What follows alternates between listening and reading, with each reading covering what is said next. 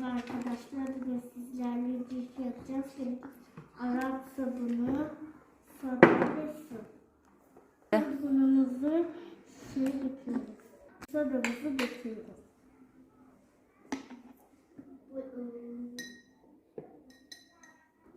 Şimdi üstüne biraz su döküyoruz.